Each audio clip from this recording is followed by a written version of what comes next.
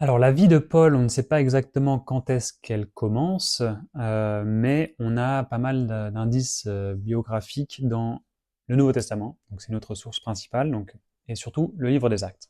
Alors du coup, Paul serait de Tarse, apparemment, euh, et les autres choses qu'on sait de lui, c'est que donc il était juif, donc il faisait partie du groupe des pharisiens, du parti des pharisiens, et qu'il avait étudié sous Gamaliel. Gamaliel qui est un sage juif assez connu enfin, pour l'époque, et on sait des choses de Gamaliel de sources externes au Nouveau Testament.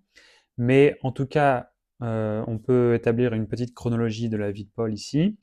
On sait qu'il s'est évidemment converti au christianisme après, bien sûr, la mort et la résurrection de Jésus, donc après 30. Pas très longtemps après, mais on ne sait pas exactement quand. Donc entre 30 et 35, ouais, il s'est passé cette conversion. Il aurait donc étudié, appris, etc. Et puis on sait que, donc on peut lire un peu son parcours tel qu'il le décrit lui-même en Galates 1, chapitre 1 et 2. Puis après, on a des voyages missionnaires. Donc le premier voyage missionnaire, c'est difficile de le situer au niveau de la durée précise, mais on sait que c'est entre les années 39 et 49 à peu près. Donc voilà, ça peut être plus court, mais en tout cas, on se situe à peu près là. Le calcul des dates est assez compliqué, parce qu'on se base bien sûr sur les dates, le temps passé dans les villes qui est décrit en actes, mais aussi les dates qui sont données en Galates. Mais il y a plusieurs façons d'interpréter ces dates. Donc je rentre pas dans les détails, mais il faut savoir que c'est pas toujours évident de bien caler les choses à l'année près. En tout cas, traditionnellement, on place l'événement qui est un événement clé, c'est le concile de Jérusalem, on le place en 49. Et Paul était présent, donc il aurait fini son premier voyage missionnaire et il aurait eu le temps d'aller à Jérusalem. Euh, donc voici le schéma du premier voyage missionnaire. Donc puis après, ensuite il serait allé à Jérusalem. Donc voilà, juste pour vous situer, Tars c'est ici. Et Antioche, c'est là où Paul, c'est un peu son QG, son église de laquelle il part pour ses voyages, et parce que c'était une communauté chrétienne assez importante de l'époque. Donc Tars, c'était juste à côté, et Jérusalem, c'est en bas, c'est ici. Donc en 49, il y a le concile de Jérusalem, c'est le concile où voilà, il y a cette discussion, une vive discussion, on peut dire, sur les non-juifs et leur conversion au christianisme. Est-ce qu'il faut leur imposer des règles de vie juives ou pas, etc., etc.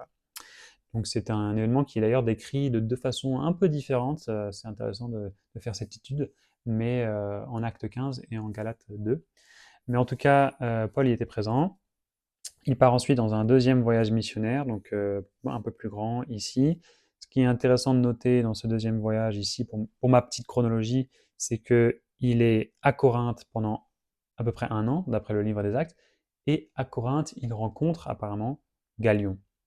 Et on sait aujourd'hui, grâce à des sources archéologiques, que Galion, il était responsable donc, de la région, consul ou proconsul, enfin quelque chose comme ça, euh, en 52. Donc on a une date précise pour ça, puisque la stèle qu'on a retrouvée au XXe siècle, parlant de Galion, elle était datée, donc on peut maintenant resituer. Donc c'est en 52.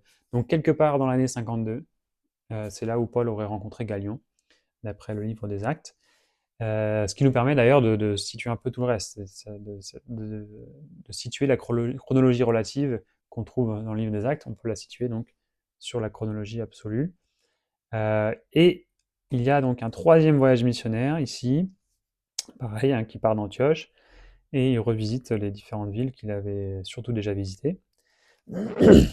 En, à la fin de ce troisième voyage missionnaire, à peu près vers donc, la fin des années 50, 59 peut-être, il y a l'arrestation de Paul. Donc Paul se fait arrêter à Césarée, et il y a cette épopée qui est racontée à la fin du livre des Actes, où comment Paul se fait arrêter et finira à Rome devant l'empereur, et puis finalement emprisonné pendant au moins 2 ans. Et le livre des Actes s'arrête là.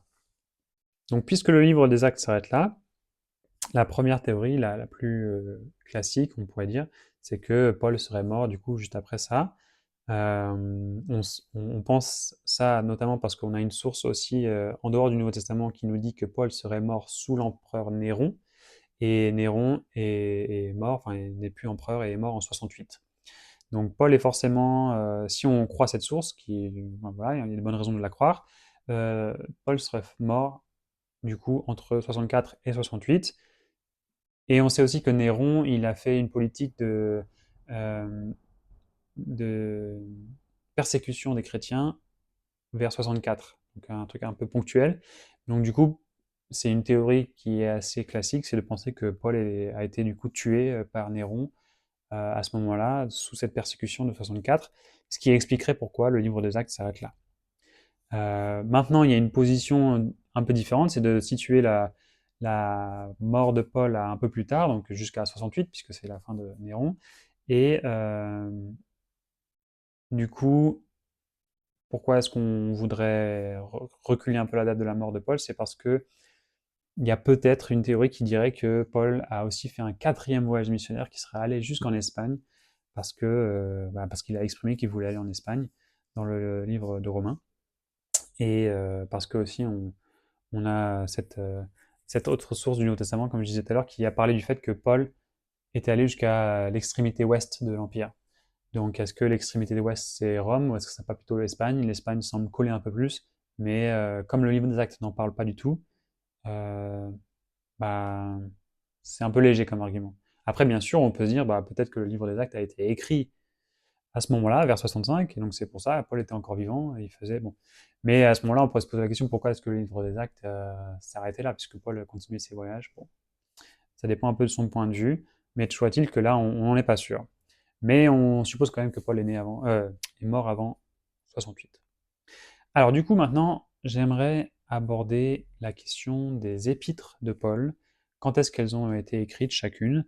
Parce que c'est intéressant de noter que dans le livre des Actes, l'auteur ne mentionne jamais Paul qui écrit ces lettres.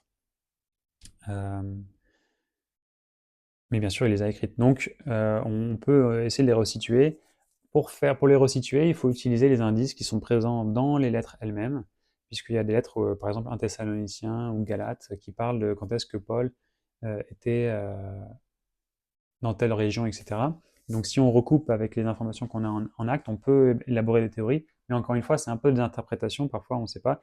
Même par exemple, les régions, en Galate, par exemple, on sait que Paul est passé par la Galatie, mais la Galatie, est-ce que c'était. Enfin, on n'est même pas sûr quelle était cette région. Donc, selon la région qu'on pense que c'est, ça peut changer un peu les dates parce que ça colle avec différents épisodes du livre des Actes. Donc il y a plusieurs théories. En tout cas, globalement, il y a deux groupes de lettres pauliniennes. Donc il y a les lettres proto-pauliniennes et les lettres deutéro-pauliniennes, si vous voulez les termes techniques. Et un Thessalonicien, Galate, un Corinthien, Philippiens, Philémon, deux Corinthiens, Romains font partie des lettres proto-pauliniennes, peut-être deux Thessaloniciens, mais la plupart des gens quand même place de Thessaloniciens dans les lettres deutéropauliniennes, qui sont donc Colossiens, Éphésiens, Hébreux, de Thessaloniciens comme j'ai dit. Et puis j'ai mis entre parenthèses 1 Timothée, 2 Timothée et Tite, puisque ce groupe de lettres, j'en reparlerai plus tard, mais elles sont un peu particulières. Et donc la théorie principale, c'est bon finalement que la plupart des historiens admettent, c'est que ces lettres proto-pauliniennes, donc le premier groupe de lettres, auraient été écrites plutôt au début ou juste avant ou pendant le troisième voyage missionnaire, donc autour de 52 à 55, 56. Par contre, pour les deuxièmes groupes de lettres, les lettres deutéropauliniennes, on n'en est pas du tout sûr. En fait, il y a moins d'indices temporels dans ces lettres, donc c'est un peu difficile de les placer. Du coup, il faut utiliser des indices plutôt sous-entendus, des indices littéraires, notamment un peu une des choses que les chercheurs regardent quand ils essaient de dater ces lettres, c'est l'avancée sous-entendue de l'Église. Donc, quelle organisation, officielle ou pas, de l'Église sont reflétées dans ces lettres. Et si on en déduit des informations sur ça, bah, peut-être on peut estimer du coup, au moins au niveau d'une génération, enfin, quand est-ce que ces lettres ont été produites.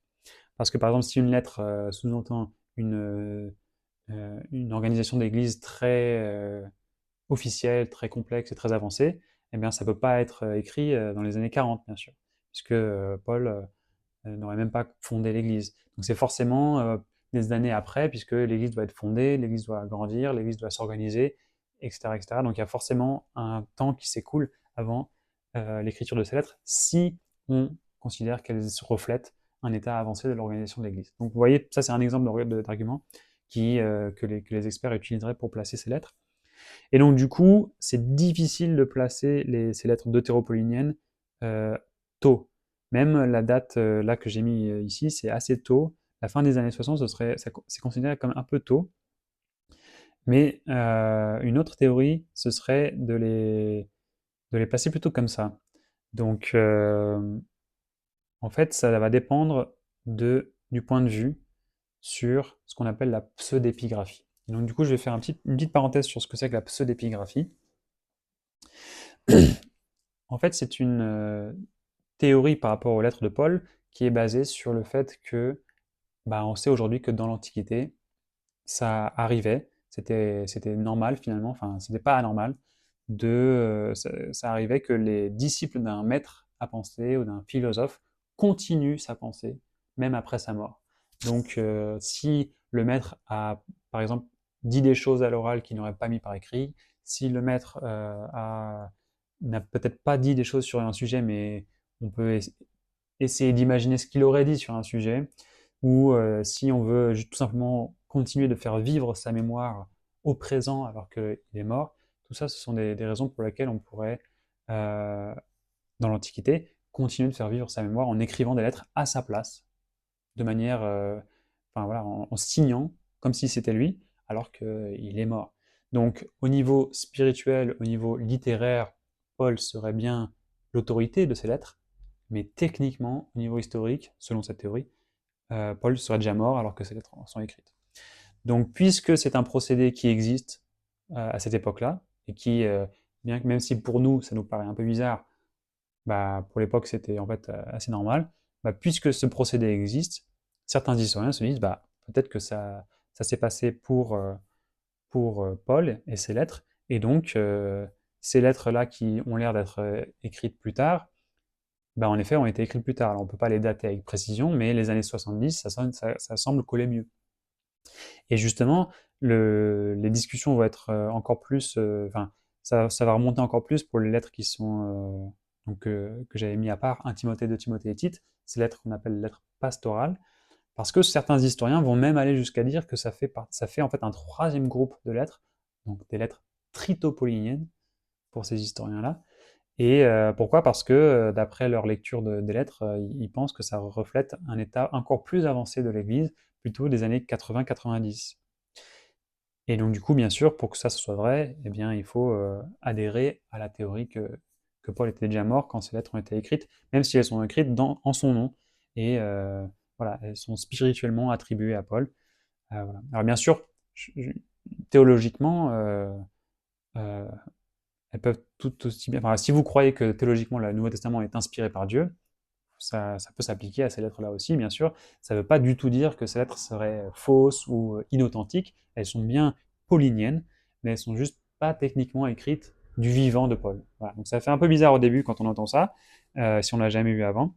Mais il faut savoir que c'est une des théories des historiens, pas des historiens anti-Paul, hein.